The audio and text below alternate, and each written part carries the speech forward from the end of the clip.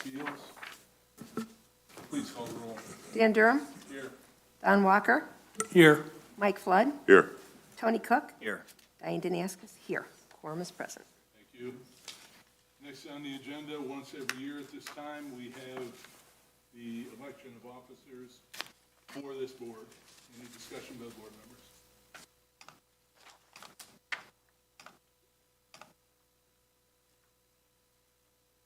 Mr. Chair, Mr. Flood. I move that the Zoning Board of Appeals re-elect Dan Durham for the chairperson position for 2024, and that the nominations be closed and a unanimous ballot be cast. Support. Motion on the floor and support. All in favor? Aye. Opposed? Okay, another year goes by.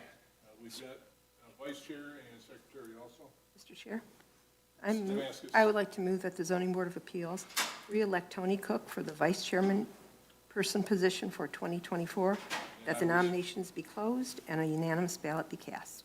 Thank you. I will support. Motion with the support. All in favor? Aye. Opposed? Hearing none. Mr. Cook's got it. And secretary.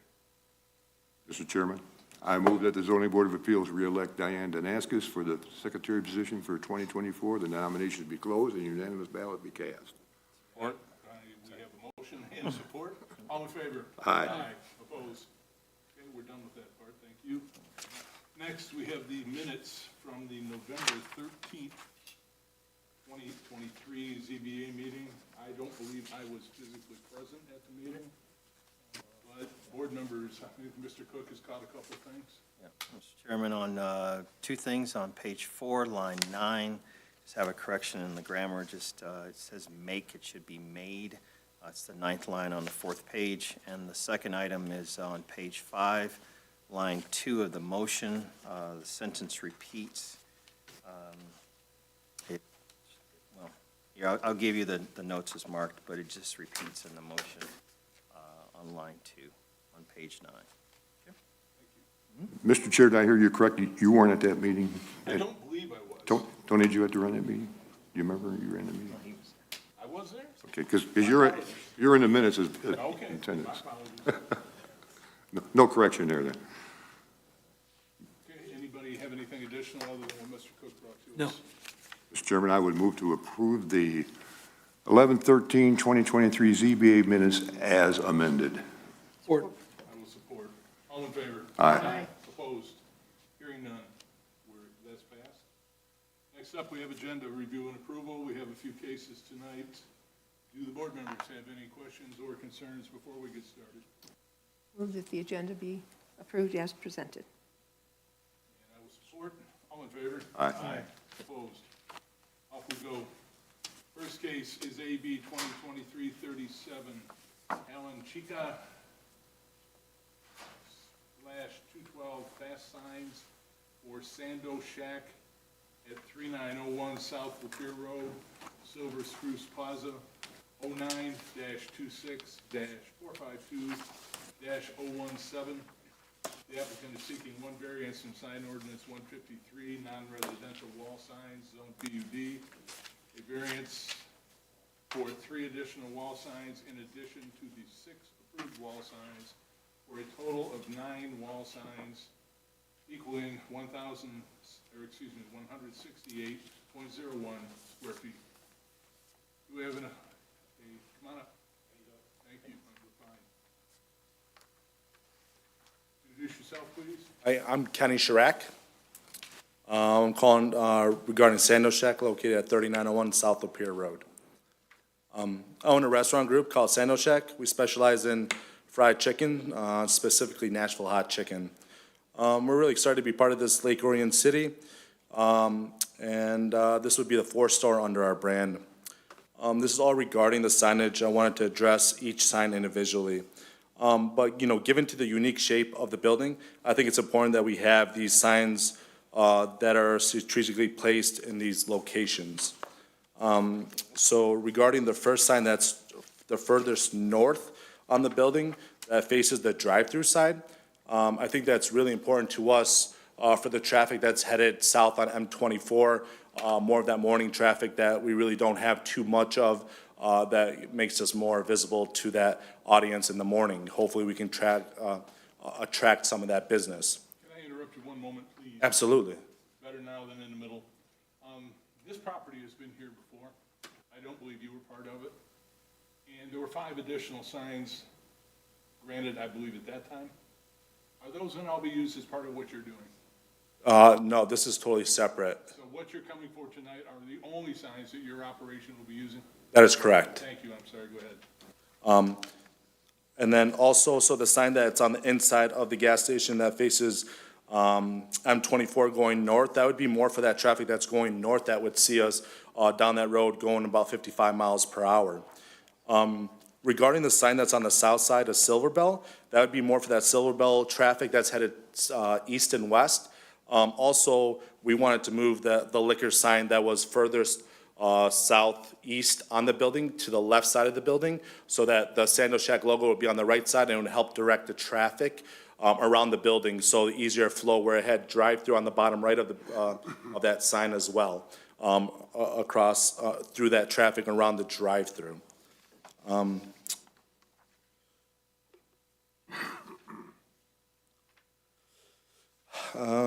You know, people know it's a gas station, but they have no idea it's a restaurant. I think it's important to us to have these signs that would surround the gas station to help give us a better presence in the city, and that we're at that gas station.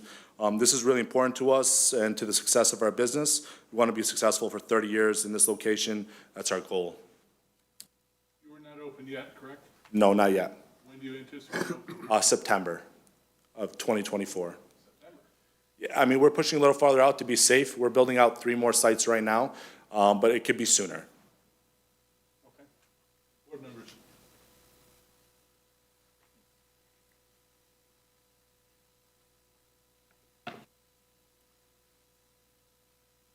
Mr. Chairman. Mr. Cook? Okay, sir, you talked about the signage, and so it makes sense now you're going to move the liquor sign, because that clarifies something a question I had about the liquor sign on the, it would be facing, if you're going north, it would be on the south side of the building? Yes. So that makes sense there. However, the one that you're talking about that's on, when you said that getting the southbound traffic in the morning, is that on the front of the store?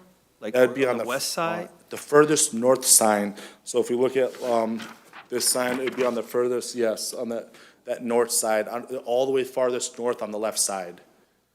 Right, so that is that portion of the building faces 24, correct? Yes, that's correct. Okay, so you're asking for nothing on the side of the building, per se, above where the drive-through window would be? Yeah, I'm not asking for nothing above that. Okay, so then that takes me to the point of the menu board. What about that? Where will that be? That would be placed in the back of the facility, right in the corner where it bends in the back. You know where the back door is there? Exactly. Okay, did you put the cone there to mark where that board might go? I have not. I don't think, honestly, we addressed it in this. I think that You should have not, but that's gonna come though. But Yes. that's why I'm asking now. Yes. Okay, all right, that helps me with some of the dimensions of it, thank you. You're welcome. Thank you.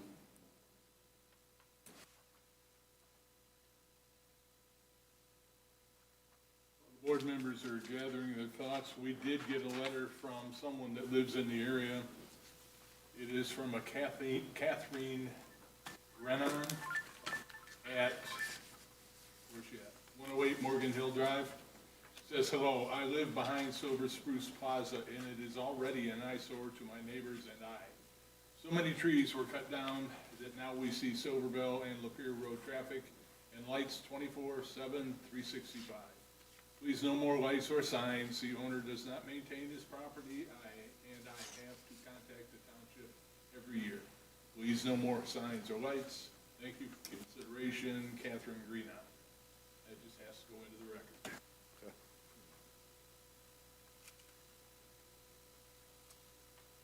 To your knowledge, has the business owner heard from this citizen about this?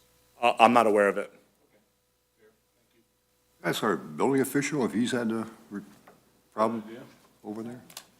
Have you heard anything complaint-wise about the? No,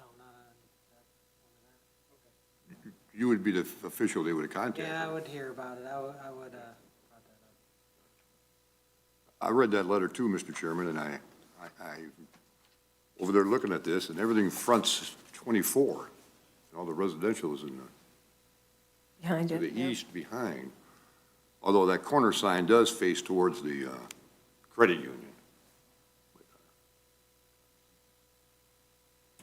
Is there anybody in the audience that came specifically to speak to this case tonight?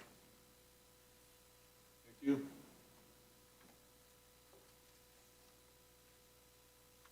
Mr. Chair, I have a question. Mr. Walker? Now, this doesn't include a menu board, is that correct, your request today?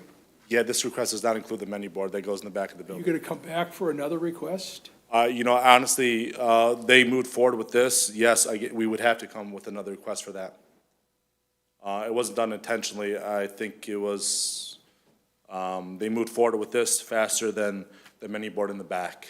I guess, this is the first site we were building with the drive-through. The other two sites don't have a drive-through, but we currently have a site with a drive-through, but it was my mistake.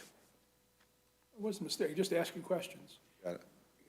We granted a variance earlier on this, didn't we, on the number of signs? Yes, we did.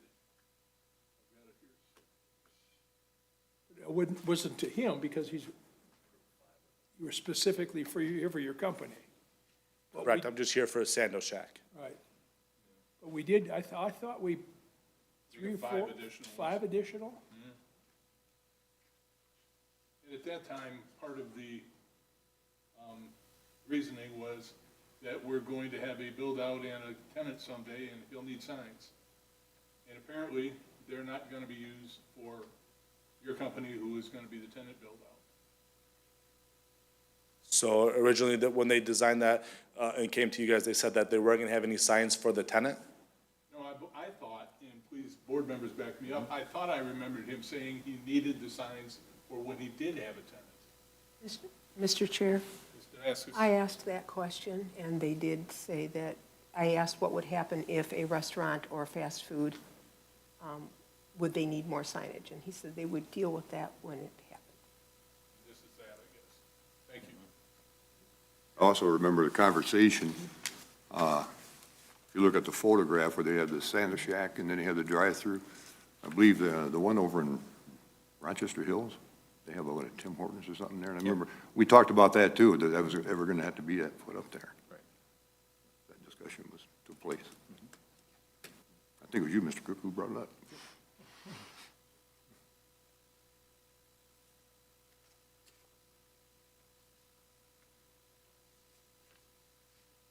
Okay, Mr. Chair, I'm prepared to make a motion. Mr. Any Morris, further discussion by the board? Please, Mr. Askis. in the matter of, oh, go ahead. Excuse me. Oh, please. I don't even know how to ask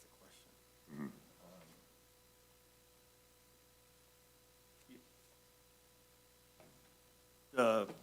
The brand itself, is this like the Japanese chicken Sando Shack? It is not. Sandwich, rather? Okay. So essentially, our goal is, we specialize in Nashville hot chicken. We would specialize in just chicken sandos. So sandos equates to smaller phrase for sandwiches. Right, right. So at some point,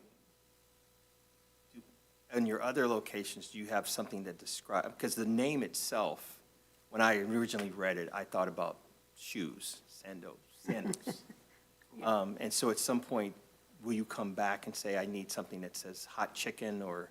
Not at all. We want to build the marketing upon the brand of Sando Shack, just how Chick-fil-A advertises their business as Chick-fil-A. I think, advertising our business as Sando Shack and continue to grow it through phenomenal food will help drive that. We do a lot of marketing. We have a couple 100,000 followers on social media as well. So, really helping us create a brand identity is the most important thing. We're not looking for any other signage in that matter. All right. And this is a curious question. You can answer it if you want to or not. You said you're building out 3 other stores, correct? That's correct. Where are they located? We have one store being built in Garden City, another store being built in Dearborn, and then we have a location that's being built that we're looking at right now. That would So we have Southfield Road, they're building a gas station on 12 Mile and Northwestern, about a $10 million gas station. We're going in there, I have a meeting with that guy tomorrow, and then we have one going in Royal Oak. Okay. You're So going we have a few stores going. We're to excited. be a busy man there. Yeah, I'm excited. It's been a long time coming. Okay, so you've got to build the brand identity in this region, if you will. Absolutely. Okay, all right, thank you, sir. You're welcome. One additional comment. I know we had discussion back when we granted those 5 extra signs.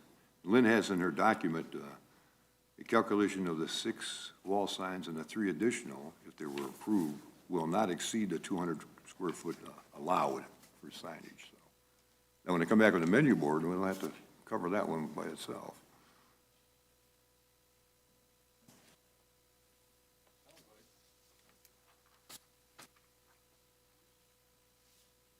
Do we have anything additional by the board? Jerry, I don't want to punish this gentleman for the sins of his landlord, if that's who this is. But in a way, I feel sort of blindsided by them. We give them 6 additional signs, and sort of implied that they would take care of if this were to happen. And I don't see we're getting anything back from the landlord. And it just bothers me just a bit. Again, not named at you, because this is not on you. But we give 6, and now you come for 3 more, and then you perhaps will come back for a message board or a menu board or whatever. That's my thoughts, anyway.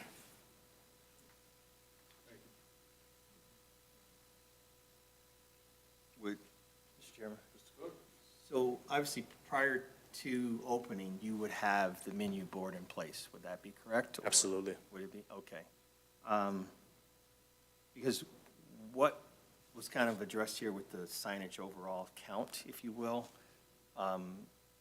you have an estimate on what the square footage on that menu board might be? Not top of my head, I wouldn't be giving you the correct numbers. I mean, they're two, we just use 2 24 by, like, I would say 3-foot menu, TV boards. Okay, that helps a lot. Thank you. Okay. Welcome.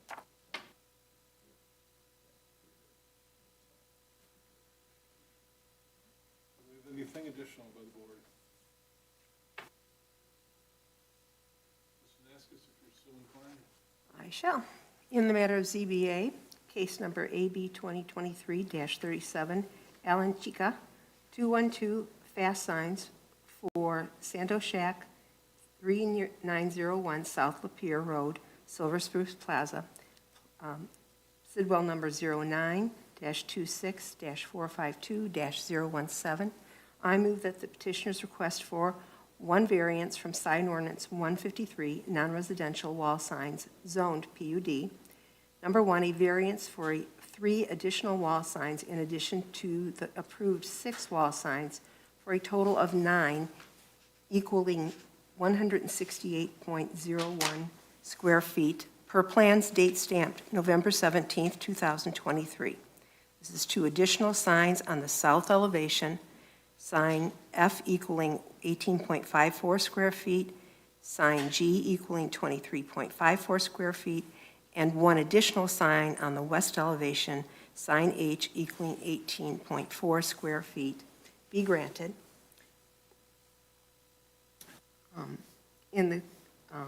Because the petitioner did demonstrate that the following standards for variances have been met in this case, and they set forth facts which show that in this case, the petitioner shows a practical difficulty due to the unique characteristics of the property. This is a corner lot on 2 major thoroughfares going east and west and north and south.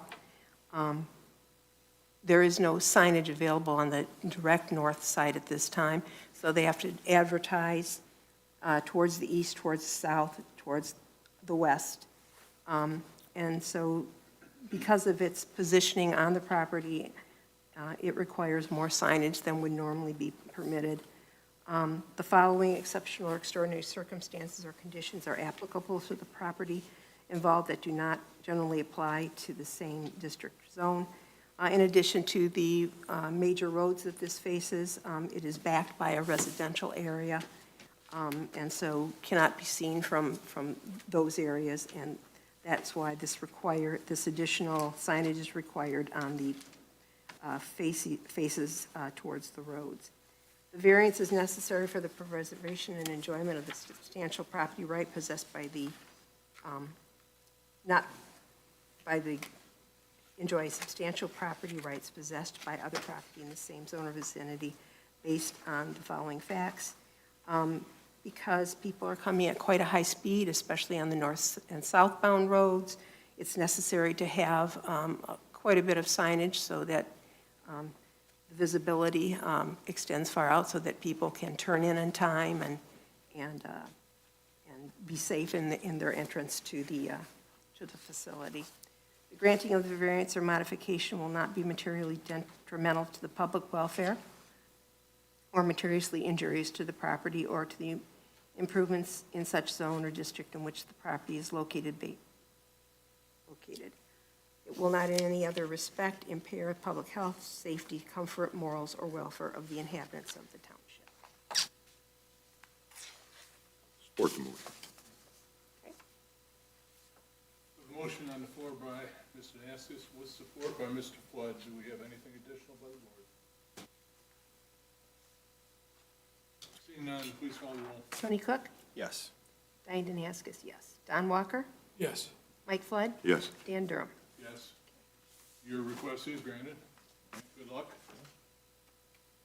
Thank you very much, guys. I appreciate everything.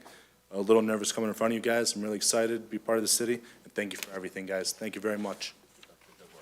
You guys have a wonderful Full day. Lions. All right. Okay, next. We have AB 2024-01, Cornell Hamilton at 953 Buckhorn Drive, 09 Sidwell, 09-11-457-023. The applicant is seeking two variances from zoning ordinance 78, zoned R3, Article 27, Section 27.05, H2. Number one is a 10-foot side yard setback variance from the required 10-foot for a 6-foot fence to be 0 feet from the property line on the north. And the second one is Article 27, Section 27.17B, a 21-foot wetland setback variance from the required 25 feet for a 6-foot fence to be 4 feet from a wetland. Hello there, can Hi. Yes, my name's Cornell Hamilton, and I do live at 953 Buckhorn.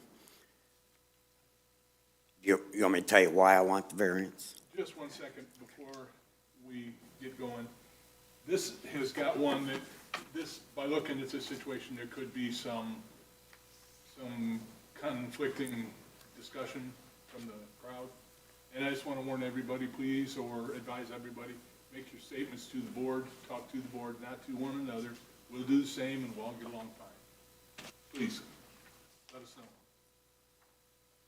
Okay, the reason I'm requesting a variance, I've been here 24 years, and I have not had one decent customer on that side of my property. And I'm constantly getting harassed, and they're partiers. It's a rental house. They're renting it, and they have no respect for the neighbors because they don't own the place. They don't care because they're going to move on. I've been through it with these particular ones for the last 4 years, and the only thing I get is they party half the night. I've gotten to the point where my daughter won't even let my grandkids come over because they're so obnoxious. They run around yelling and screaming obscenities and act like they're humping each other. I mean, it's absolutely disgusting. And I've talked to the guy before. In fact, he was going to make a fence. He was going to put a fence up himself, and I was all excited, but this has been a year ago. He had a surveyor out to find out where the property line was so he could put in a fence, but I'm thinking, I wasn't aware that you couldn't put it on the property line, or I would have gotten a variance before I did. But he was going to build a fence, and it was a relief to me because now at least the kids don't have to watch what they're doing. We'll still hear them. And the way their lot is shaped, it comes down, they've got 20 feet of frontage on the lake. Well, that's where they're all pushed down there right on top of us. So we can't even go out to the lake when they're having their parties, which is most nights. The guy works for his parents at they sell liquor. I don't know, I think they sell chips and liquor and what have you. But the guy, I've never seen him who wasn't drunk. I mean, ever. And trying to sell me white, whatever that is. He said he knows how to buy it in bulk. He can give me a good deal. Well, I don't want my grandkids hearing that. I'm just trying to get my own privacy, get away from them so I can go out of my house. I go out of my house, they call me an old man and make fun of me, and I don't need that. I mean, and their patio is elevated, is the reason I went with a 6-foot fence. It's elevated in the back about 3 feet, and all I'm trying to do is if they're out there sitting down on the patio, to where I can walk out without them giving me a hard time, or when they go off the patio on the back, that's where they do all their partying. They built themselves a fire pit there. It's disgusting. You'd have to see it. It's just, it looks like a dump. They have garbage all strewn around. When they get done, they don't even pick up their beer bottles or cans, and there'd be whiskey bottles laying all over the place, and they just stay there. They don't even pick them up. I catch them not at home. I go over and pick the place up. So if my grandkids come over, we don't have to look at it. Well, he didn't, after a year, I give up on him building the fence, and I just told him, well, I'm going to build it. Well, he didn't say anything to me about it. He had a problem with it. He should have talked to me then, you know, instead of having me go through the expense of building the fence and then complaining about it. Are you aware that a 4-foot fence, you would not even be here? Right. Well, 4 foot, sir, wouldn't do me any good. Reason being, from my deck where we are, and they party right at the water. It's the obscenities I'm trying to block out. I mean, they are, and they're just nasty. Okay. With all due respect, and I mean this, how is a fence going to help you with the obscenities and things of that nature? You can still hear the noise, but at least you can't see what's going on. Your Honor, it's disgusting. I mean, absolutely disgusting. They have a young crowd. I think he's around 40, but he invites, must be kids that work for him or something, because they're in their 20s. And it's way beyond anything I could have imagined. And I've been here 24 years. I went through 3 bad ones before him, but he takes the cake. So it's always been a rental? I'm sorry? Has it always been a rental unit? The people that buy it have a tendency not to live in it. Like the lady that bought this, she doesn't live in it. You know, it's rented out. Okay. The house has never been kept up, and they didn't mow their lawns. Your Honor, I've been here 24 years, and I've mowed the lawn until the last half of the summer, along with dog manure all over the place. You have to go through it with your lawnmower, get it on your feet. They don't even mow the lawn. It's terrible. Mr. Chair. At least I can go into my backyard and have somewhat peace of mind. If I go onto the dock, the reason I requested the variance to get closer to the water, because that's where they party. I wouldn't even be able to go out on my dock without having to watch them. Have you ever invited deputies to look into this? I called the police one night because it was just so unbearable. And then it went on. After the police left, they were screaming out their windows, what a blanking asshole you are and all that. I mean, half the night. So calling the police didn't do me any good. It caused me more harm than good. Well, sometimes it takes multiple calls, and that builds a paper trail. Just saying, it might be something to think about. Mr. Chair, Mr. Walker? did you ever call the township enforcement people? About what? About the way they're acting? I mean, there's, About what you're here for, for the complaints Yeah. you have. what can you do about? My question is, did you call anyone? I called the police once because it was so out of, Did you I say- called the police the day that my daughter said that my grandkids couldn't come over anymore because of this crap that's going on next door. you- I called the you said police. You lived there 24 years, though. Yes. You've called the police once, and Well, the people before this wasn't so bad. I mean, they were bad, but not like this. these folks have been here 4 years. I'm sorry, sir? 4 years these folks have been there, you said? Yeah, it seems like 100 years. In the 4 years, you never called anybody at the code enforcement here at the township to? Sir, the time that I called, my life was miserable. I was afraid to go outside for the next month because of the obscenities coming through the windows. They go out on their patio and Sir? flick cigarette butts at me. Sir, did you hear my question? Did you call the township ever Yeah. about these complaints? Oh, no, I called the police. But you never called anybody here? No, because I didn't figure there's anything I can do. I mean, what can the township do about some cussing and stripping down and the girls showing their boobs and flashing their butts? Thank you, sir. Excuse me, Mr. Goodlow, you have something to add? Well, I'm going to try to help you out, Mr. Frankly, none of that is relevant when you're talking about a variance request. If you look up at the board, a variance request is a dimensional variance. So the fact that your neighbor is doing all these things is really not relevant to why you want the fence. You're afforded opportunity to have a 6-foot fence just like everybody else, right? But you'd have to put it 10 foot away from the property line. I think you kind of need to talk about why you can't fit it 10 foot from the property line and why you need it on the property line rather than why you need it for the stance, but why that's the only place you can put it. Because all this other stuff is irrelevant in the grand scheme of things about a dimensional variance. That having a bad neighbor is not a requirement for getting a variance. Trust me, I believe good fences make good neighbors. Big fences make good neighbors, but that's not something that's going to get you a variance when you come to this board. You need to speak about the property specifically and why the fence can only be located there, you understand? Okay, there is no shortage of 6-foot privacy fences in my area on the property line. You look out my front door, there's a 6-foot privacy fence on the property line around my neighbor's house. You look over to the next neighbor, he's got a 6-foot privacy fence around on his property line. You go down 100 yards, there's 2 more of them. I could stop you there. That's still irrelevant in this case. What I see is on that side, if you put it 10 foot, it's going to be in your house, correct? Yes. Right? So whether or not your neighbors have them or this, that, and the other, it's all irrelevant because if you read up the standards, this is what they're looking at, and it's a property variance. It means a dimensional variance. So you need to speak specifically about your property. Sir, if I might. Ms. Goodlow is correct, firstly.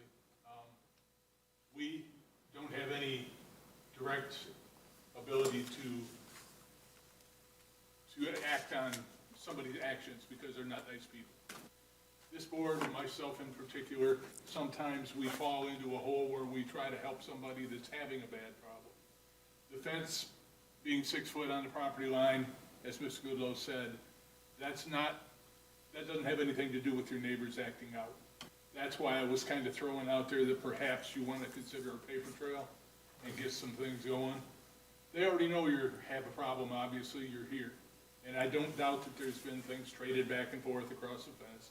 How long has the fence been up? Very shortly, a month and a half. Okay. Board members, at this end, do we have anything? Mr. Clyde, Mr. Naskis? Have you talked to the landlord? The landlord is his mother in this case. All the more reason to talk to her. Landlords can be If I go over knocking this responsible guy's for door and say, behavior of their what is your tenants. mother's phone number? He's probably gonna knock me upside the head. He's already flicked cigarette butts at me. I can't even walk out my yard without getting cigarette butts flicked at me. He's a bully. He's just he makes my life miserable.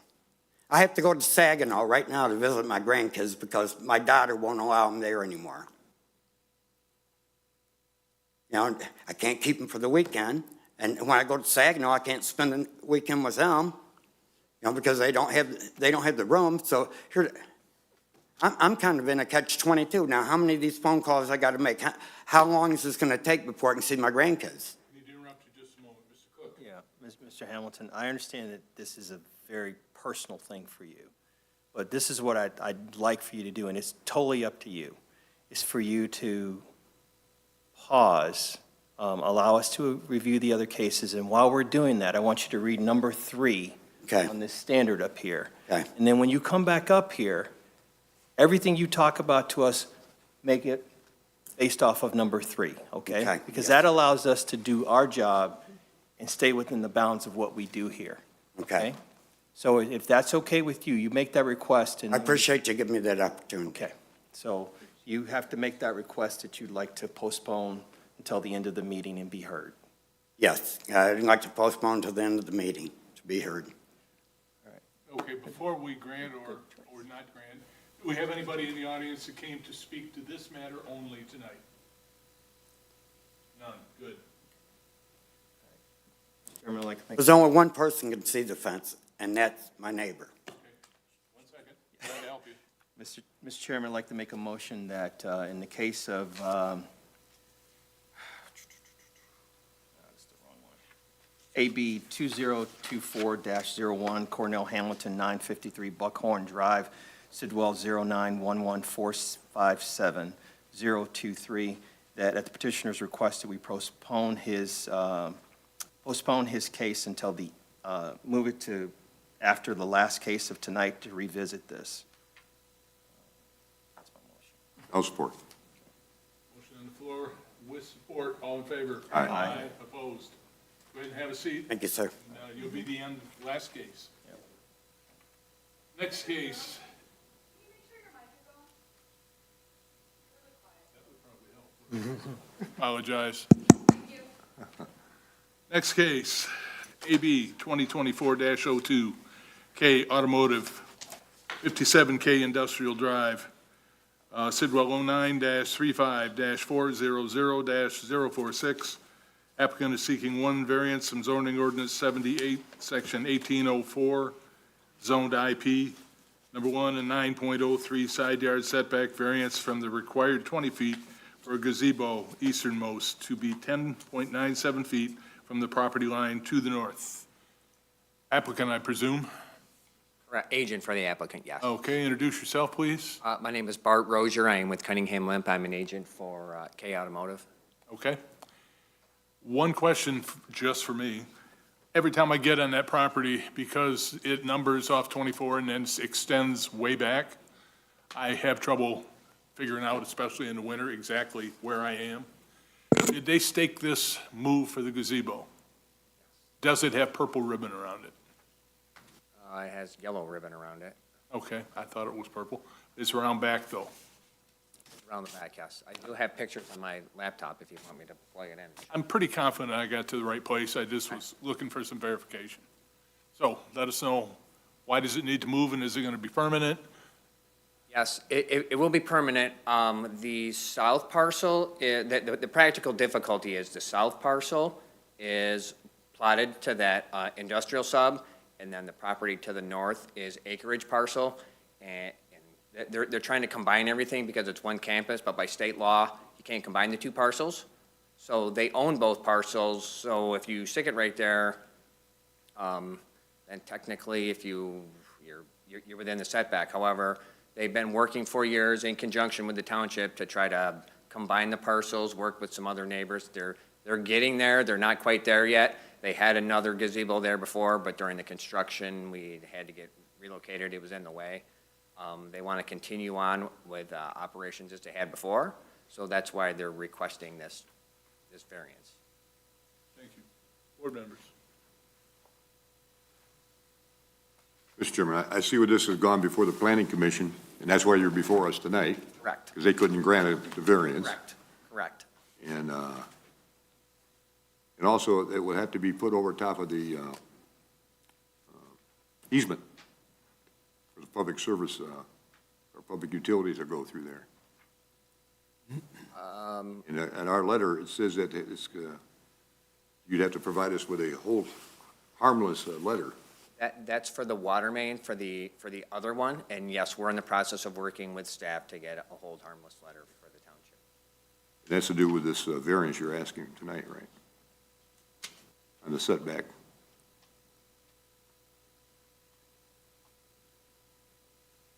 And Mr. Chair, if I may, Mr. yeah, Walker. they were in front of us, maybe on 2 different occasions on the planning commission, and we've got all the other stuff worked out except for this. This is why the only thing left on the agenda at the time being, they're working still with the other neighbors and trying to still redesign everything, but this was the last hole in the donut that they need for right now. And if memory serves, in the past, they've always been very good about working with people, trying to get done what needs to be done. Absolutely. Thank you.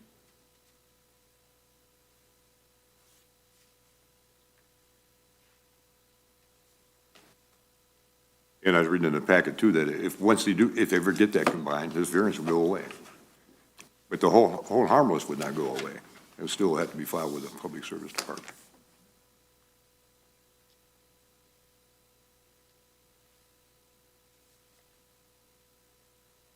Do we have anybody out there that came to speak to this tonight specifically?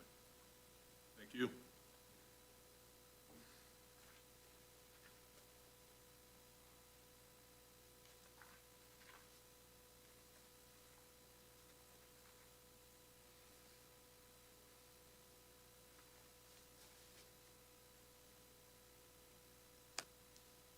Mr. Chairman, I'm prepared to make a motion on this. Any more- Mr. Flood, any more- please do. Any more comments? I don't have any. Mr. Walker? Please. In the matter of ZBA case AB 2024-02, K Automotive, 57K Industrial Drive, Sidwell 09-35-400-046, I move that the petitioner's request for one variance from zoning ordinance number 78, section 18.04, zone IP, industrial park. One, a 9.03-foot side yard setback variance from the required 20 feet for a gazebo, easternmost, to be 10.97 feet from the property line to the south, contingent upon the Township Public Service Department receiving a home harmless letter should the water main need repair that the gazebos are located over.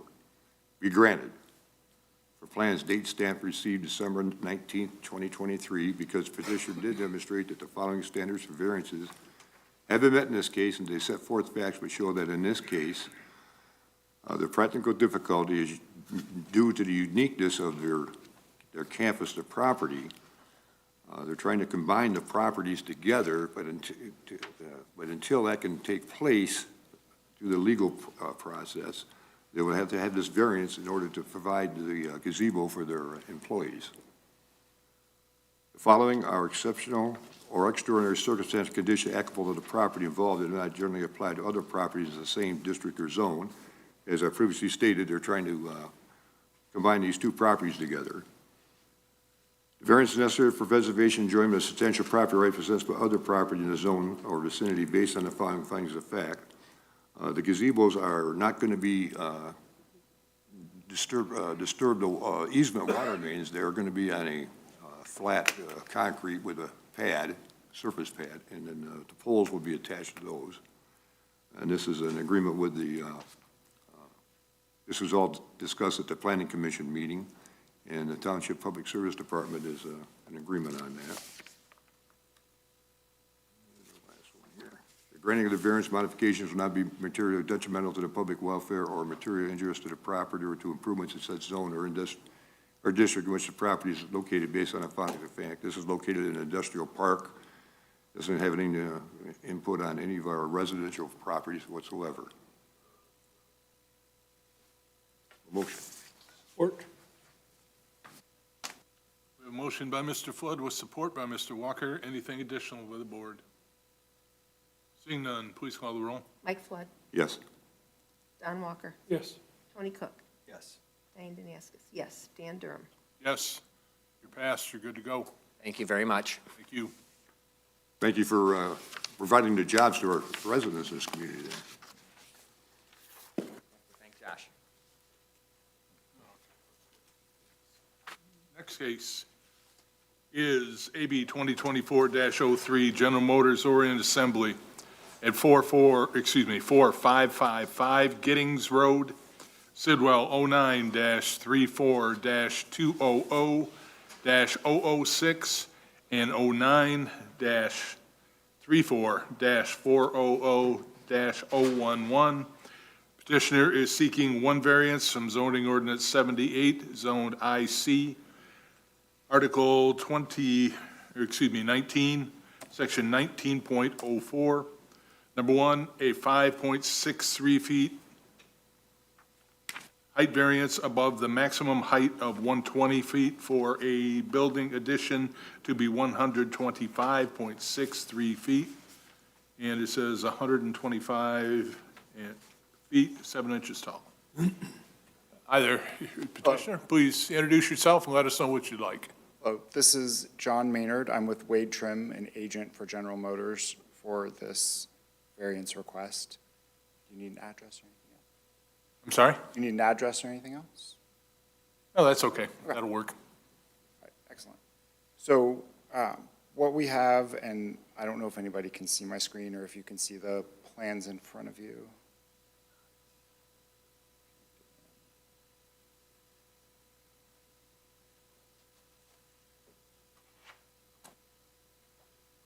It says duplicate, but I don't know if that shows up on your end or not. I'll see it up here. Tech, am I connected? There's something you gotta do up in this thing here. No, please go. Tony may know how to do it. You want to get that on the screen? Yes, please. What's the little tag say that you plugged in? There you go. Just hit the podium HDMI. Hey, perfect. Thank you. Got it. But I knew you had to do something about it. Barnett does all that. Quite the techie, Dan. Oh, I know, like I said, most things get out of the way unless somebody that does know. Go ahead, sir, I'm So- sorry. The height variance request, the building portion that we're asking for this variance request is very small compared to the overall square footage of the site. And it's really a piece of equipment that we put a skin on. And the equipment comes in this size, and we couldn't get them to make it any smaller. They said, if you want this, this is the size of the equipment. So it's an automated stacking system for parts and supplies for the factory, and it's that tall. It's 125 feet and 7 and a couple quarters inches tall to the top of the roof. The good thing about it is positioned far from the adjacent property lines. We're at least 1,000 feet away from every property line. You can see almost 1,300 feet to the south, 1,500 feet to the east, almost 2,000 feet to the west, and well over 3,000 feet to the north for this part of the overall building that will be that high. The overall part where this building is situated is down a bit particularly from the south side. You go down, so even if you're standing on the road, it doesn't feel like it's 125, it doesn't look like it's 125, and it's, as stated, very far away from you and positioned there where it needs to be. I don't have much else, other than that we don't think it's a safety issue. I do know there was some concern from the fire marshal about the height, and they stated that they can't go any higher than 100 feet with the fire truck. We already have stacks on site that are well over 100 feet, approaching that 120-foot max. GM is aware that the fire truck can't reach that tall, and as long as the building official doesn't have any other concerns with that, GM is not concerned about the fire truck only being able to reach 100 feet. And I don't know that anybody would try to say anything other than your project is important. I mean, you've been at this a really long time, getting this place set. You have been working hard and steady, and the township is only going to benefit from what it is you're doing here. And to me, just speaking for myself, this does not seem huge. It doesn't seem like anything that should be a major problem. But again, that's just one opinion. Appreciate that, and appreciate that you have the process for a reason, and you need to be here. Mr. Flood? Mr. Chairman, I agree with your statement. When you look at the variance or the ordinance, you're allowed 120 feet regardless. So anything in this township that was 120 feet, it would be the same problem with our aerial. We understand that. You're asking just for 5 feet, 7.5 inch variance above the 120 feet. And to me, your practical difficulty is for this equipment to work properly, they need to have a height differential. The equipment doesn't come any shorter. Yeah. Unfortunately. To me, that's where your practical difficulty is at. And this is zoned industrial complex too. This is not, it's the only industrial complex zoning we have in the township is for that plant. Do we have anybody in the audience to speak to this matter? Seeing none, thank you. Mr. Chair, Mr. Walker, I'm ready to make a motion. please. In the matter of ZBA case AB 202403, General Motors Orient Assembly 455 Giddings Road, Sidwell 0934200006 and 0934400011. I move that the petitioner's request for one variance from zoning ordinance 78 zoned IC, Article 19, Section 19.04, a 5.63-foot height variance above the maximum height of 120 feet for a building addition to be 125.63 feet tall, be granted for plans date stamped received December 22nd, 2003, because the petitioner did demonstrate that the following standards for variances have been met in this case. In fact, they are set forth in facts which show that in this case, the petitioner does show the following practical difficulty. And this is truly a different practical difficulty, because this is a building of standing 125 feet, which is only, if you look at the percentage of excess height, is 5 feet out of 120 feet, and that this applies only to this building and not to the general conditions in the area. And these conditions are applicable, do not apply to any other properties, in that this is a very unique piece of machinery. And if I say this wrong, automated Stacking, docking retrieval system. control, Automated stacking retrieval system. what you just said. And this variance is necessary through preservation and enjoyment of a substantial property right, and therefore I move that the petitioner's request be granted. Support. Motion by Mr. Walker, supported by Mr. Flood. Anything additional by the board? Seeing none, please call the roll. Diane Danaskas, yes. Tony Cook? Don Walker? Yes. Mike Flood? Yes.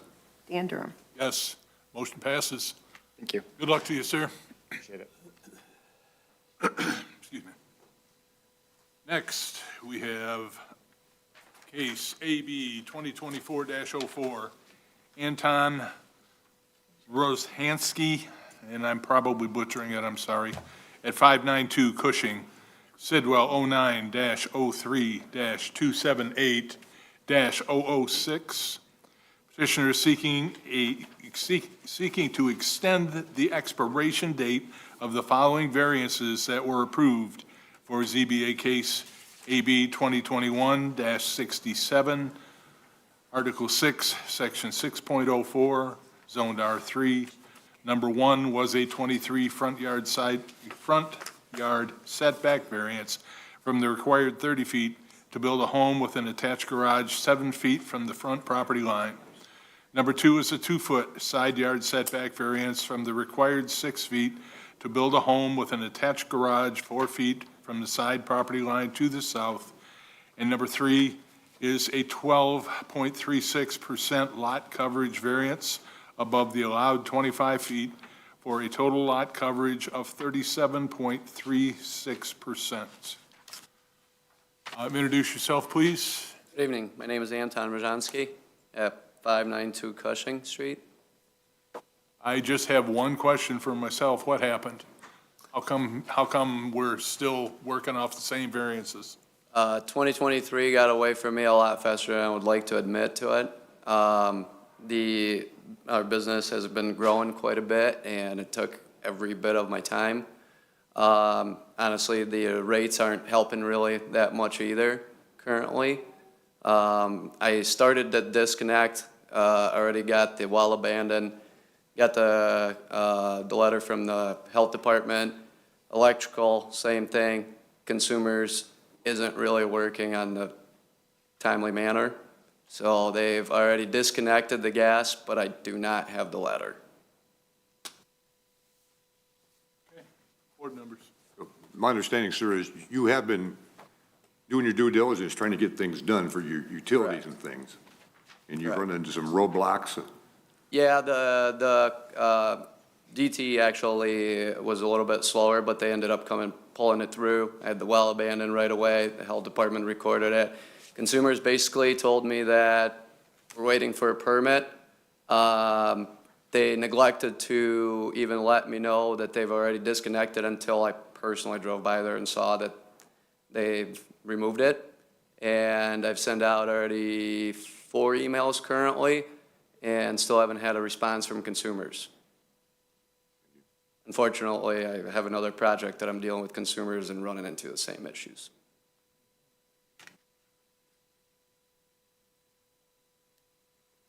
If you hadn't had the problems with the utility companies, would you be needing variance extensions, or would you be working? Well, at the bare minimum, I would have definitely been going for the permits at this point. I tried realistically not to build during the winter, as it's much harder, especially current year. So we have a current build, and it's been creating quite a bit of an issues right now with all the rain and the weather that we've been having. So realistically, that was the goal, is to at least the bare minimum get it started, pull the permits, and potentially start in spring. That's what the goal is. Thank you. Board members. Mr. Chairman. Mr. Cook? Yeah, this is kind of deja vu for me, because if you recall the previous discussion, that was our concern about the timeline and you getting that variance when you got it. And the very things that I suspected, unfortunately, here we sit.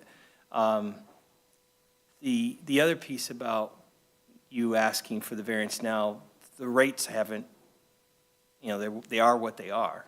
I mean, and so do you have a strike point that you say when the rates get to 4%, you're ready to go forward, or what is that? So. No, realistically, it was more or less of just my personal time, because unfortunately, that's what I do. I own a construction company.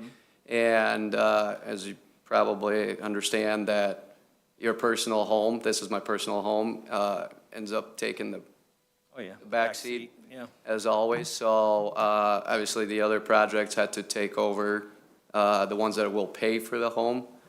And the rates isn't really the effect. It was just more or less of the hope. And they have dropped a little bit, but that's really not the major case here. It's just with the hope that they will be a little better.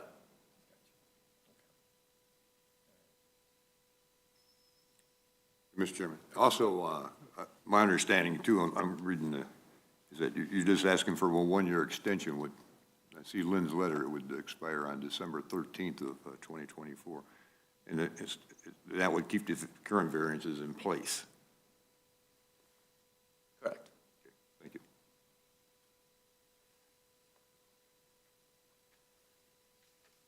So what's your feeling then, if you're successful tonight, that you will be living there this time next year? Well, I sure would hope so, but depending how long it takes me to build it, really, and when the starting date is. I understand, I really do, the fact that, you have to, okay, I'm doing this here today, but now I've got to go there because I'm making money there as part of my construction company. I can see that it would be awfully easy to spend more time away than it would be there because, as you say, personal home, it will always be there. But when you keep having to jump over small fences to keep moving forward, those being the variances, I'm hoping that if you're successful tonight, you can nail this down to where you don't have to come back here again. Yes, honestly, the consumers, I was trying to get them to get everything completed. And we want to make some changes of the interior of the home. It has nothing to do with the variance. The exterior will stay the same way. So, didn't want to also rush and submit the plans that we will be changing as well.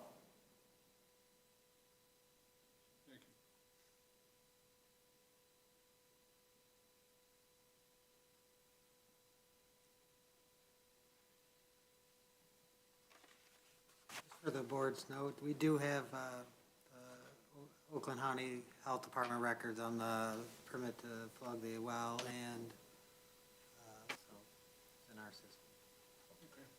Good.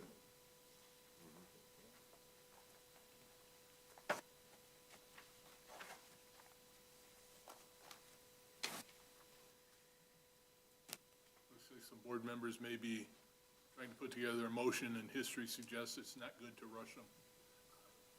Your time.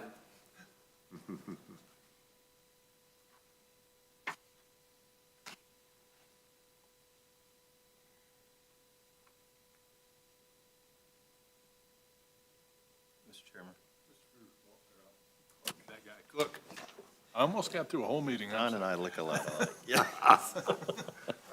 Pardon me? In the matter of ZBA case AB 2024-04, Anton Rojansky.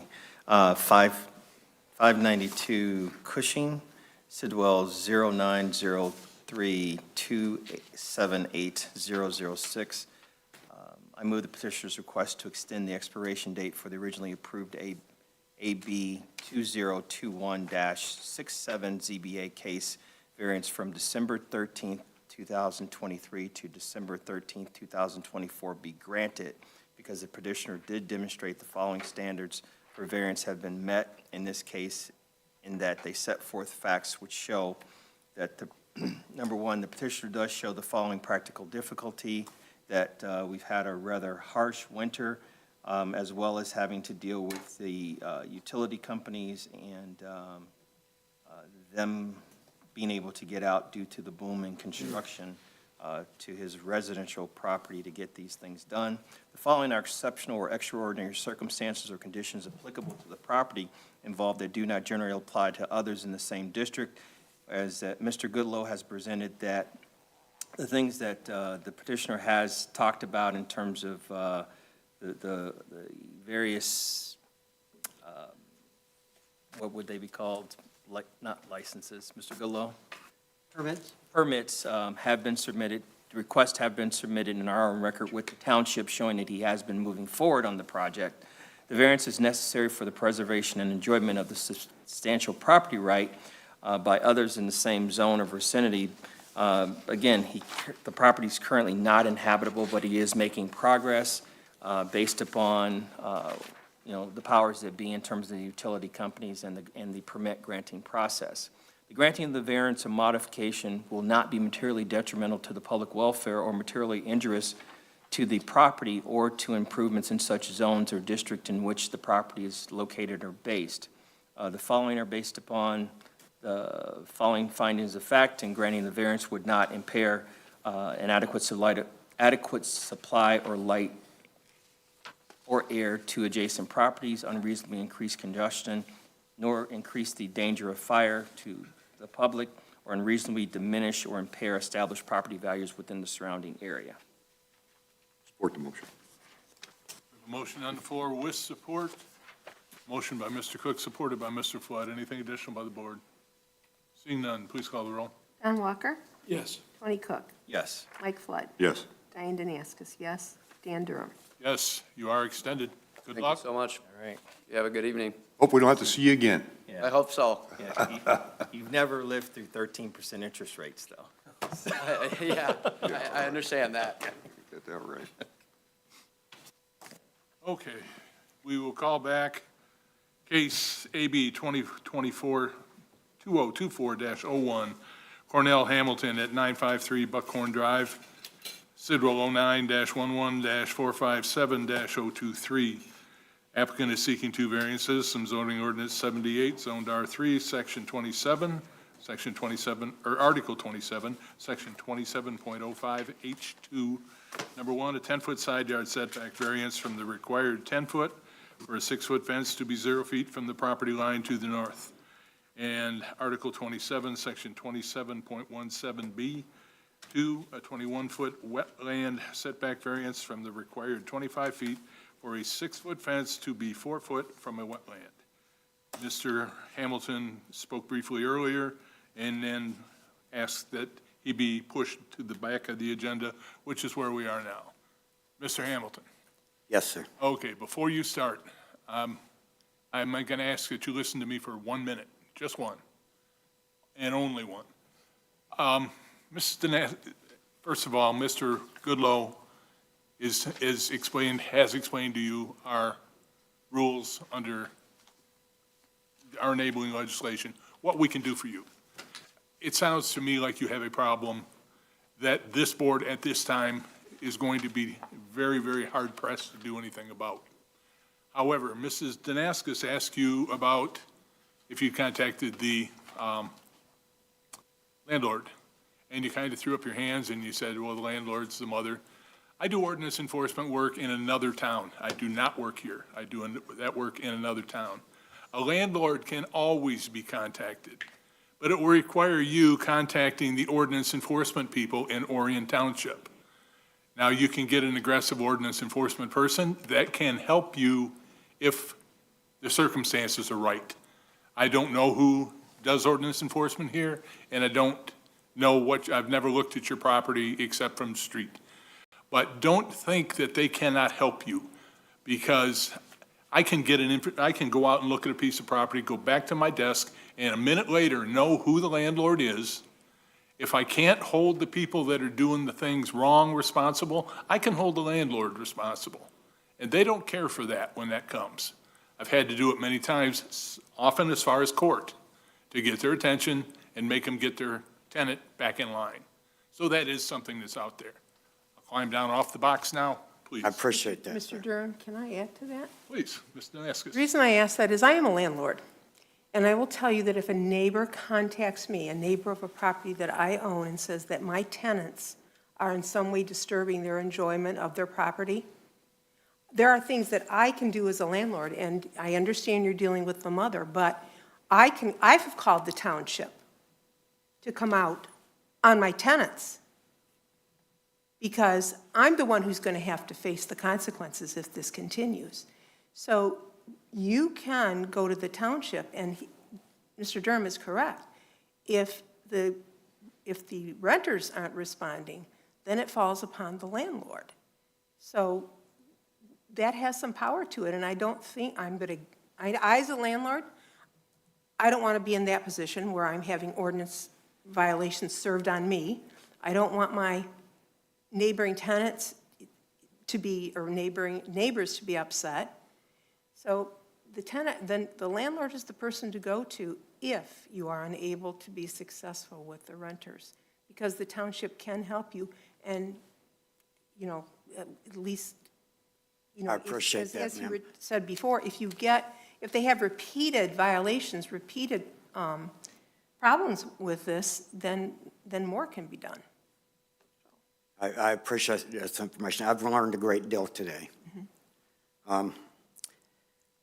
Okay, I'd like to start over here, because if I put this fence less than 10 feet,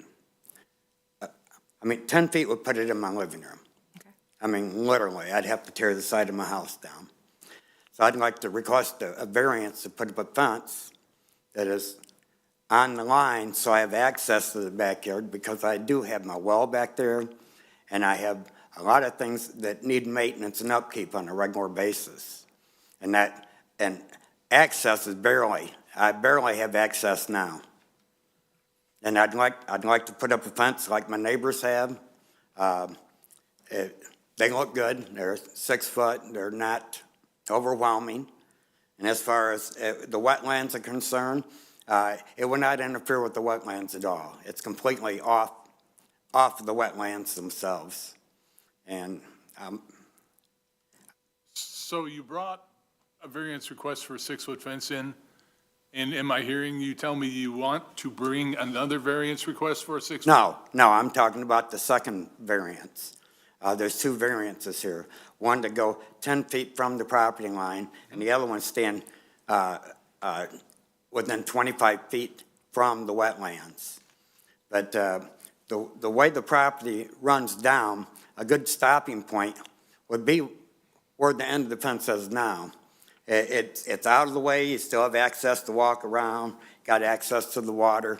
Anybody can walk along the edge, and they've got plenty of room on the ground without having to get in the wetlands to pass through. And there are other fences there. In fact, I have one myself. It's a 4-foot chain link fence, and my 2 neighbors next to me have the same thing, but it's set back to where I stopped this fence.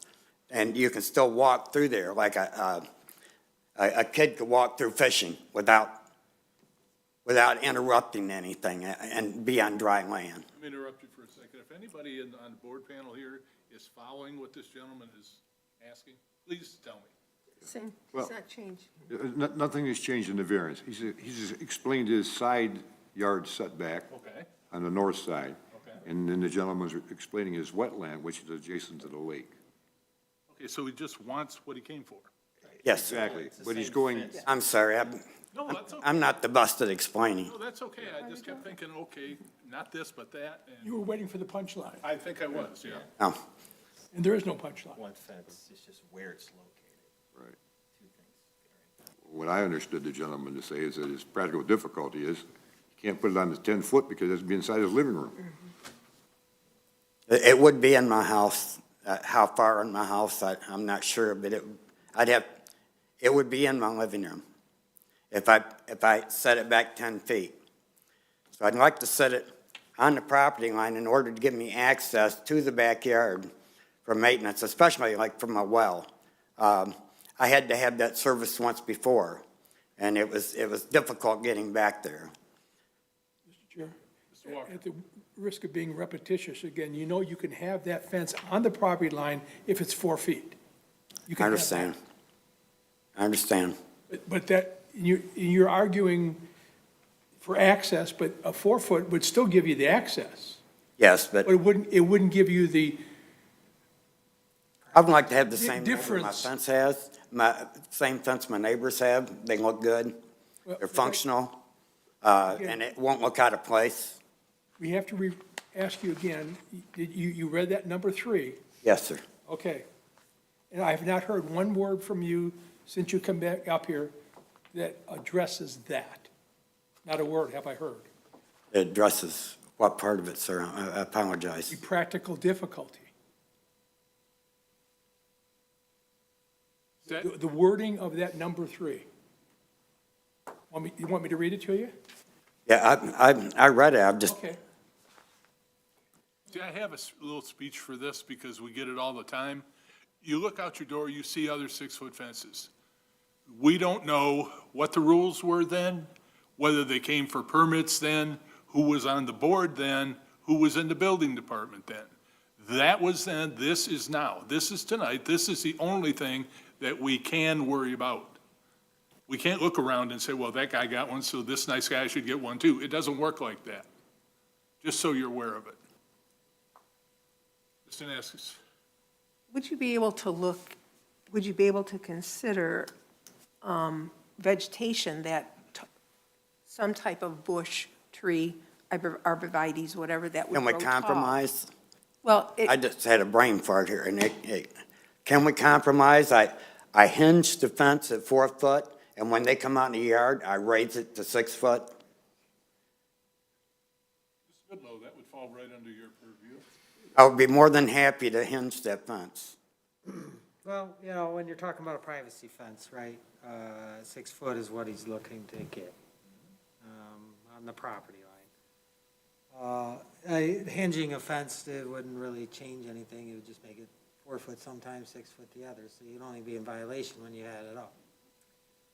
I think what the petitioner is saying, though, is that he only has literally 5 feet on that side of the house.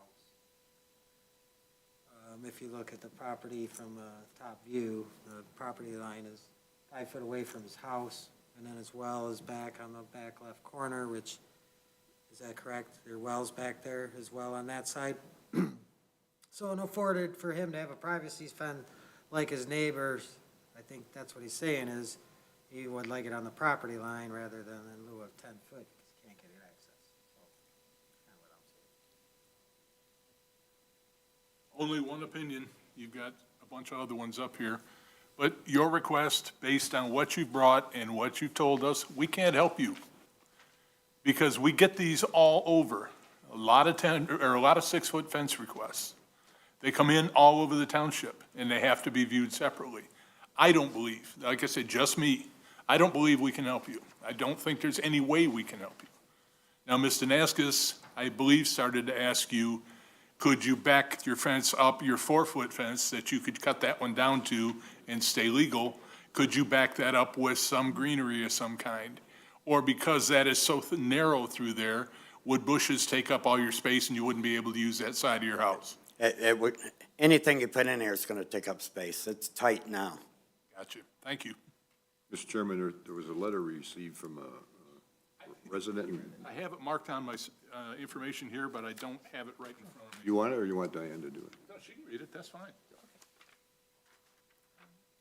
This is a letter dated January 16, 2024, to the Zoning Board of Appeals. We are corresponding to the 2 variances, AB 2024-01 Cornell Hamilton 953 Buckhorn Drive, 09-11-457-023. We do not approve of the fencing that was put up. We are asking the zoning board to enforce the current zoning law. Number 1, a 10-foot side yard setback variance from the required 10 feet for a 6-foot fence to be 0 feet from the property line north. And 2, a 21-foot wetland setback variance from the required 25 feet for a 6-foot fence to be 4 feet from a wetland. Thank you, Charles and Deborah Wallman, 534 Highland Drive, Michigan, but the owner of property at 125 Erie Court.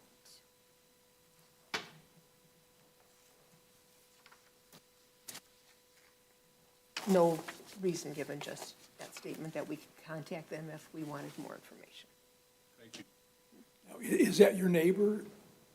That's my neighbor's mother. That's the landlord Yes, who just wrote that letter? yes. Okay. Thank you. That was my question, too. That's all I get is tenants over there. I've never had a neighbor there when it's going to stay. Another question, you mentioned in your initial statements that the owner of the property was wanted to build a 6-foot fence himself. Was that this owner or a different owner? Yes. Yes, this owner's son, who lives there, had a surveyor come out, and it's been a year, maybe a little more. And I walk out just to see what's going on because I see a surveyor. He said, yeah, I'm getting ready to put up a fence. And he called me an MFer, like he didn't want to have to look at me. He wanted to know what I was looking at. I mean, this is the kind of guy I'm dealing with. I mean, and I don't want to move, but I might have to. So let me come back to my question.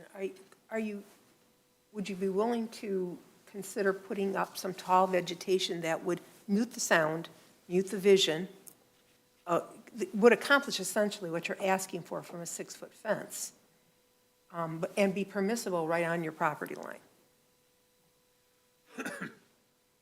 If that's the route I have to go, I'll go. I just, like was mentioned before, I mean, it's tight now. It's really tight in there.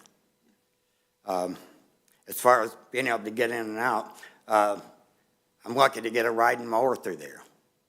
It just, I don't have any room there.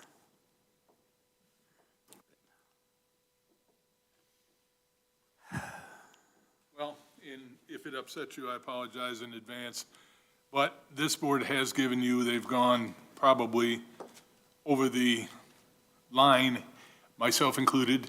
We have given you some ideas as to how to possibly work this situation. Yes, sir, you have. Things that perhaps in anger you didn't think of before now.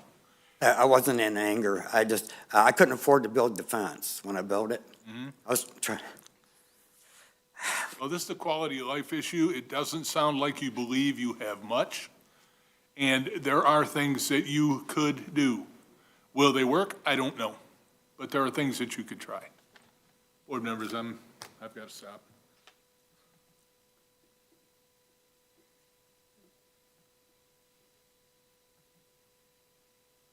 Do these neighbors, these renters, are they affecting other households in your area? and where they're sitting where a house shouldn't have been built to begin with, because it's a real narrow lot, and they're on Erie Court. And I'm the only one it's anywhere near them. My house is between them and anyone else, and the people on the other side is his uncle. Now, I've talked to his uncle on several occasions, seeing if he could help me out, and he's tried. He has. Just what do you do with the drunk and the drug addict? He said if he'd just get off those drugs, everything would be different. Well, you know, if, you know, that it's not working for me.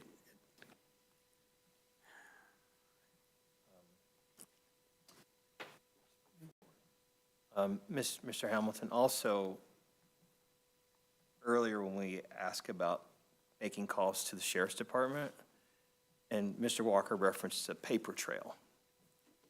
I know it gets frustrating, but that's how you establish a paper trail. Contacting the township, contacting the sheriff's office, because again, you mentioned they're there for 4 years and there's been one call. If you had said there's been 5 calls or 10 calls or whatever that number might be, that establishes that pattern.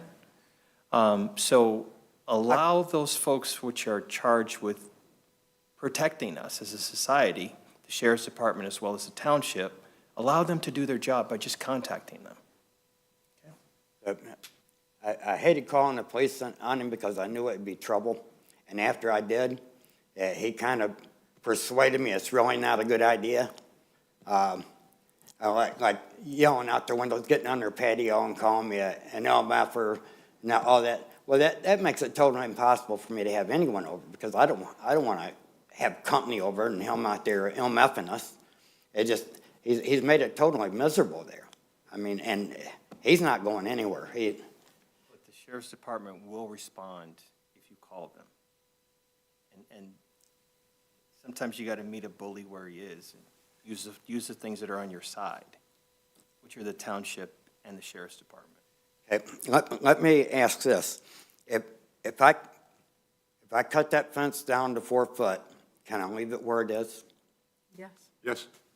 Oh, hold on, Yeah, the wetlands part. not the, still have the wetland issue. Only on the side lot. Well, okay, if you just. Yeah, you're right. You're correct. On the well, we all wetland jump issue, and Say yay, let's, you know, get the details. there's chain link fence from the corner house all the way down to the end of my property that is set off of the wetland. This fence ends where that fence is, and it will not interfere with anything. And if it's down at 4 foot, then the neighbors won't have a problem, okay? No one has a problem with it but him.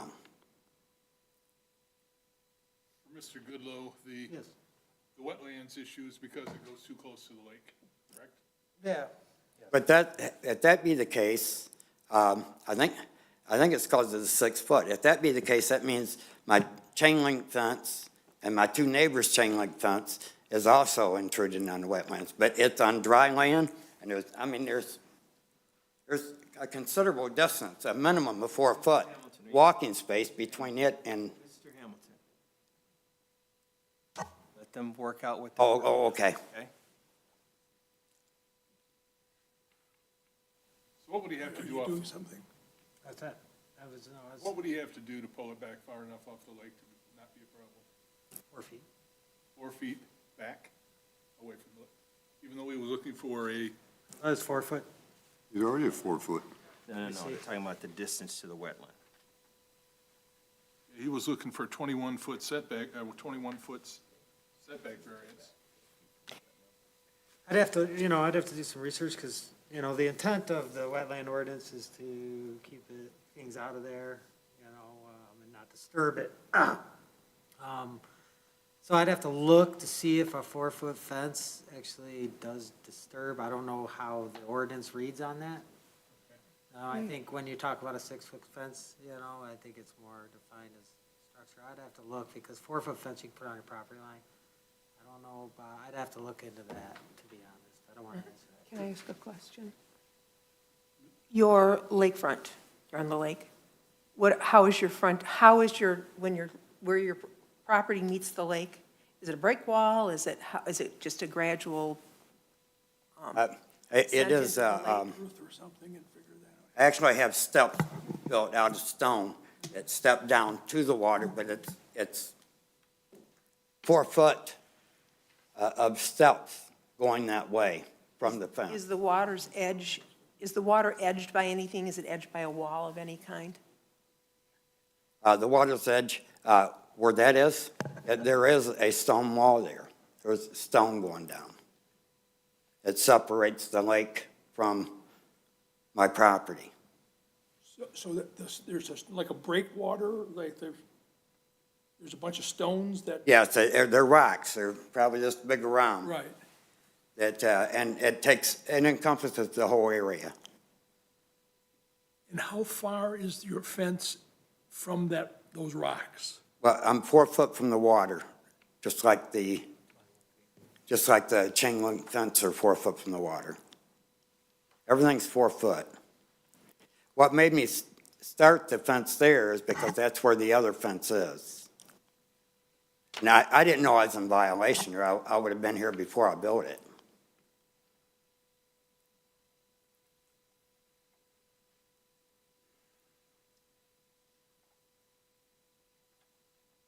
You put your 6-foot fence adjacent to the 4-foot chain link fence? Yeah. The chain link fence goes like this. It goes north and south, and the other fence goes east and west. But it stops at the same place.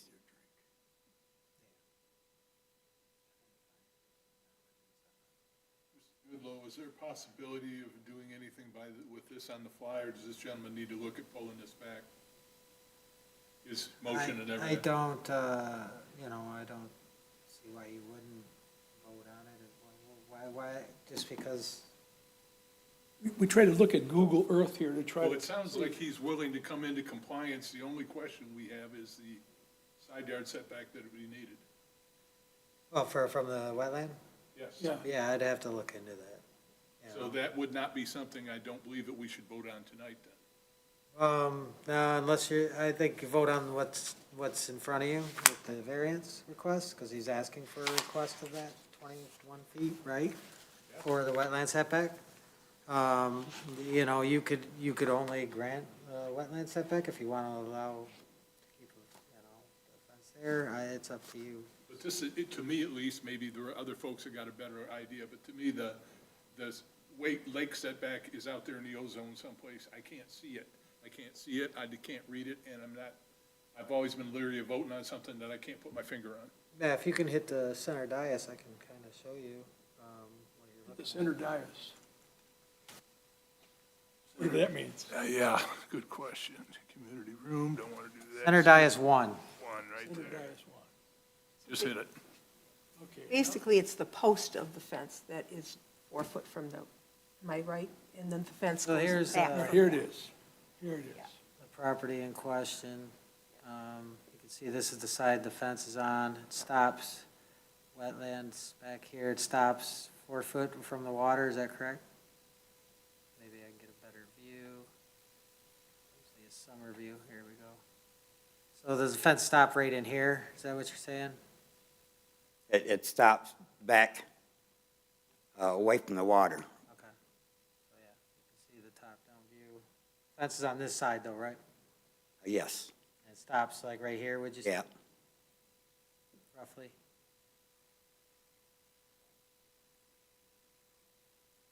And the current 4-foot chain link fence is all the way along the back of your Yes, the chain link fence runs where this one stops. water line. Yes. And how far is the end of the chain link fence from the boulders, the lake? About 4 foot. You say your two neighbors have the same chain link fence? right? Yes. On theirs? Yes, all the way from the whole corner, all the way down. And I don't know if the builder put them in or what. They've been in there a long time.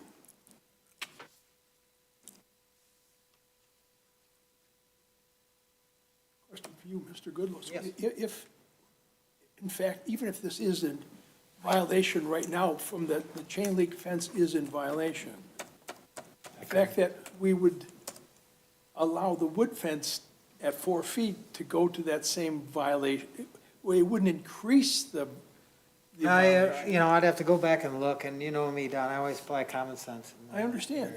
That's what, I think we're trying to Right. do that Yeah. right here. So I wouldn't really, you know, if, I'm a little more, I'm concerned about the height variance, like whether that's the first bridge we crossed, and then I'd have to really do some research to see how, if a 4 foot, because I believe, you know, see a lot of fences come up to the lake.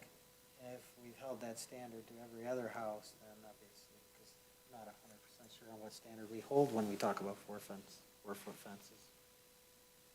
I'm assuming that it would have to be cut back, but if I do that, it opens up a whole can of worms.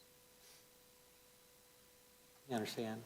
Somebody is willing and/or able to make some type of a motion out of all of this, please feel free. I really don't have any guidance right now.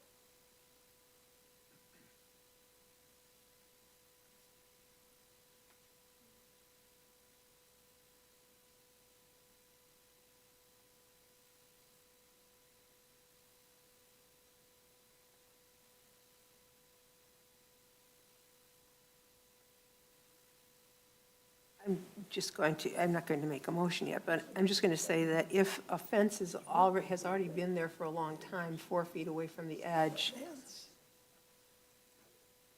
if a 4-foot fence is allowed on the north side, to stop it 20 feet from the other fence doesn't make sense to me. To me, if you're going to do the 4-foot fence on that north side, you'd let it go to the current fence that's already along the shoreline.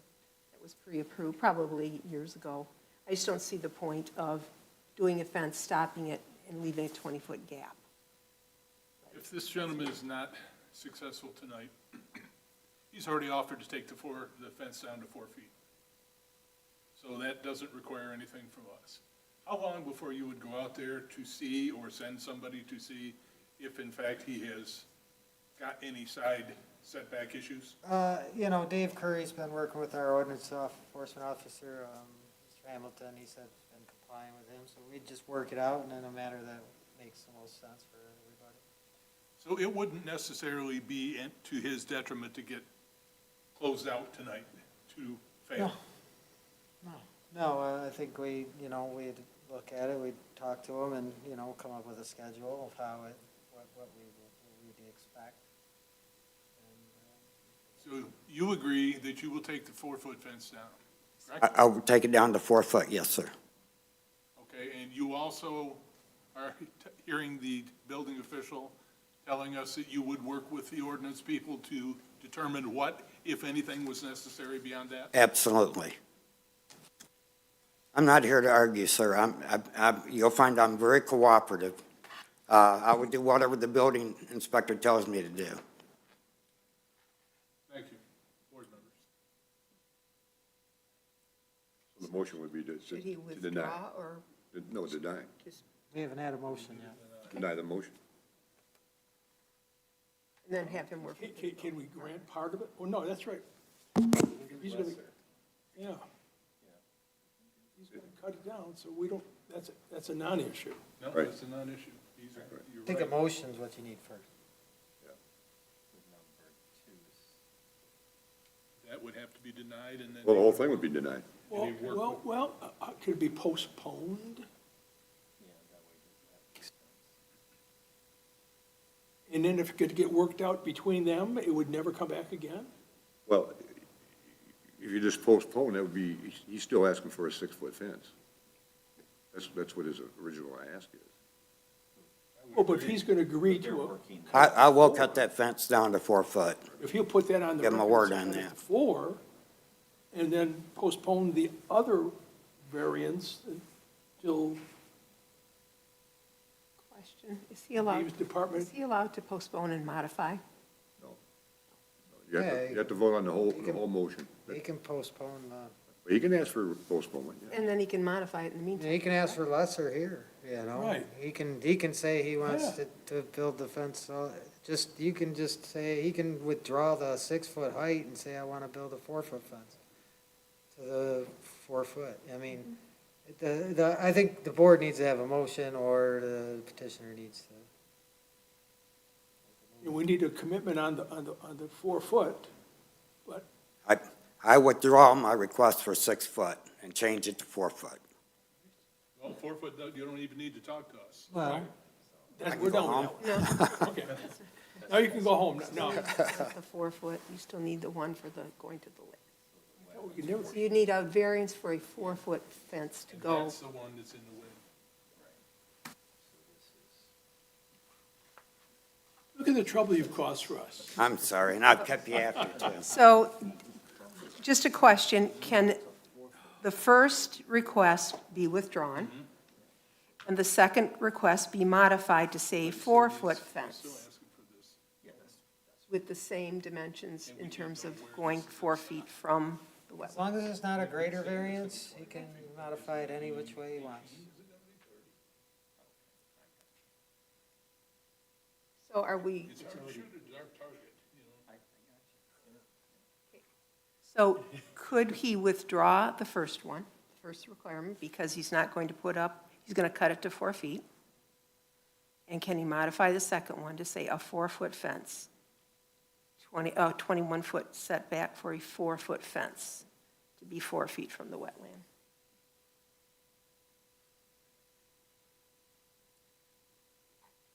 I'm just looking at,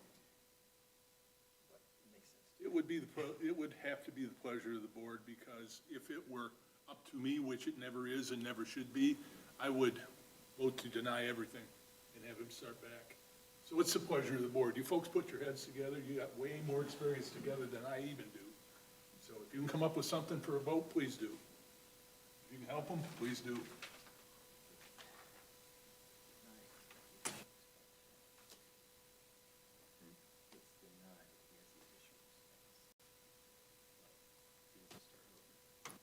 Yeah, yeah. But my understanding was that Mr. Goodloe, the gentleman was willing to cut the whole thing down to 4 feet, work with the building department whether or not he's in his right or not, that he can put that down within 4 feet of the wetlands. Is that my understanding? Yeah. That you and the applicant were gonna work on that one. If he has to get a, We're gonna work on the applicant with any decision that this board makes, so, and I'd have to do my research on the 4-foot fence within proximity of the lake. Either way, we're gonna work with the applicant, unless it's approved at the 6-foot height, the current location. We will need to do anything. That's gonna with happen. those, I don't think that's gonna work out. if you find that, well, we already know that being within 4 feet is going to be a variance requested. What the fly in the ointment is there's already existing 4-foot fences along that whole stretch of that lake right there.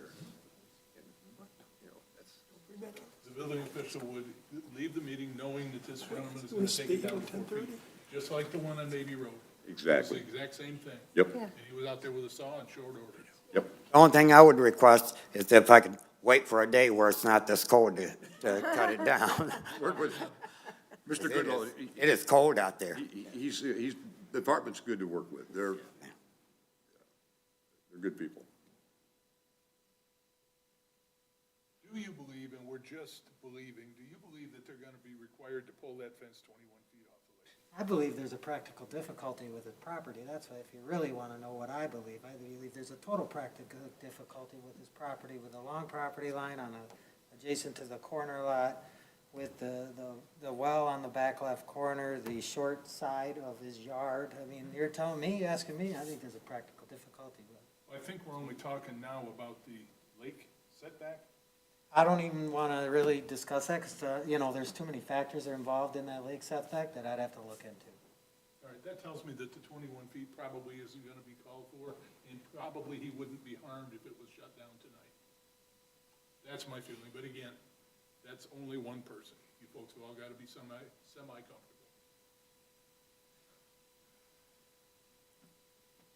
Never seen us get hung up like this.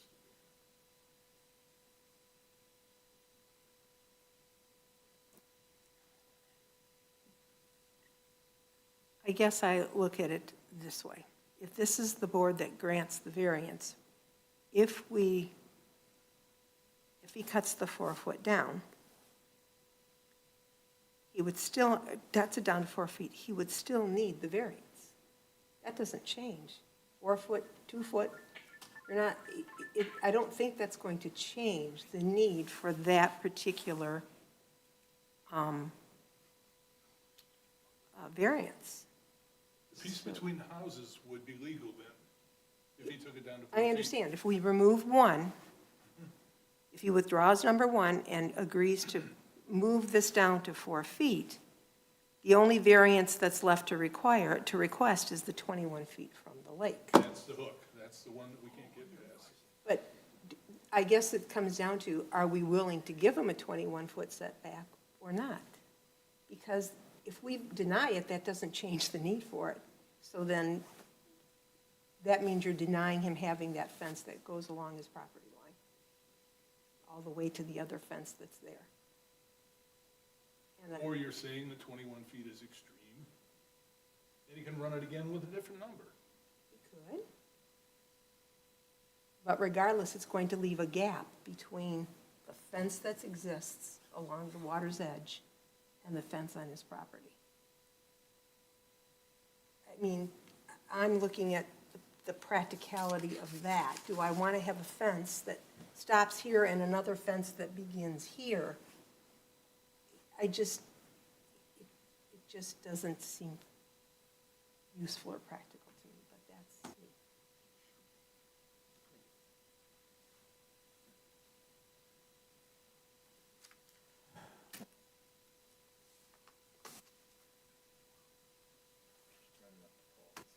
Yeah. Okay. Do it, yeah. Are you, do you understand that we would be not including the first request, which is a 6-foot fence along the property line? Right. Because you would be required to cut that down to 4. Yes, ma'am. Okay. So we'd really be voting on the second one, which is the wetland setback, but with the requirement of a 4-foot fence, not a 6-foot fence. Okay. So, in the matter of ZBA case AB 2024-01, Cornell Hamilton, 953 Buckhorn Drive, Sidwell 09-11-457-023, I remove the petitioner's request for 1, Article 27.17B, a 21-foot wetland setback variance from the required 25 feet for a 4-foot fence to be, for a 4-foot fence to be 4 feet from the wetland be granted. For plans date stamped and received December 11, 2023, because the petitioner did demonstrate that the following standards for variances have been met in this case, and they set forth facts which show that the 25-foot variance would leave a gap in the fences, in the fence, on the petitioner's yard. The north fence would be 25 feet from the other fence to which it would adjoin at a corner. It is only a 4-foot fence. The petitioner has dropped it down from a 6-foot fence. And to have a fence be practical, it needs to adjoin the other fence at the corner. This will not disturb the wetlands. There is a stone wall abutting where the lake and the land meet. The fence will not go up to that location. It will not disturb any wildlife. It will not injure the enjoyment of the lake by the petitioner nor by the neighbors.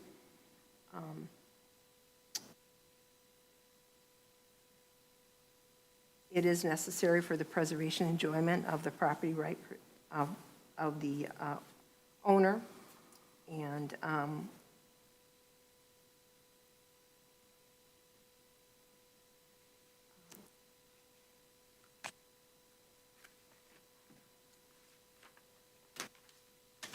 it will also not inhibit the access to the well that is on the property. The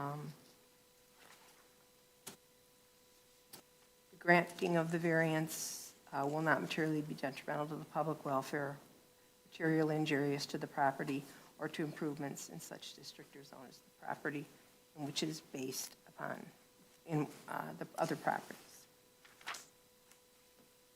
I will support that motion if the motion maker would add a few things. You mentioned the well, but I think that's an important part of this. Okay. The configuration of the lot, it's, first of all, it's a very narrow lot. And the way, how closely the house is set to the property line also complicates the issue. And the fact that there was the fence already down there to the 4-foot away from, it's not exacerbating a variance that's already there. And again, because of the well, because the access, and I would, if the motion maker will amend her motion to So- include those items, I would support that motion. So amended. I would amend it. Question on the motion? Please. I understand the motion. You did state in the motion that the applicant withdrew number 1, a 10-foot side yard setback variance required 10 feet for a 6-foot fence to be 0 feet from the property line north. Correct. And That is in the motion, correct? I am not sure, but it is now. I want to make that part of the motion that the applicant did withdraw number 1. Okay. And we're only granting a variance on number 2 With a modification. with a modification, correct? It's probably the most confluting one we've ever had. Did we have support? Mr. Flood supported it. I don't, Mr. Walker You did. supported it, That's right, yes. with conditions. I'll support it twice. Okay.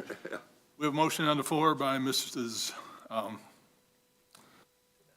Anaskas. Oh, my lord. Mrs. Anaskas with input by Mr. Flood and Mr. Walker, and support by Mr. Walker. Anything additional by the board? Seeing none, please call the roll. Mike Flood. Yes? Don Walker. Yes. Diane Danaskas, yes. Tony Cook. Yes. Dan Durham. No. You pass. Oh, Your amended motion passes. When you get up in the morning, call this gentleman's office. Now, you wondered about how long you have to take the 4-foot down. That is now between you and him. It's got nothing to do with us. okay. If he says it's 2 weeks, it's cold weather, it's snowy, it's slippery, do it by the, whatever he tells you, Whatever he tells me, I promise I will do it. you work with him now. Other than that, you're good to go from here. Well, thank you. No, I just buy some plants. Thank you. Thank you. I can go now? Yes, you're set. Thank you so much. Unless you want to stay the rest of the day, you can stay here if you'd like. No, you don't. Have a good night, sir.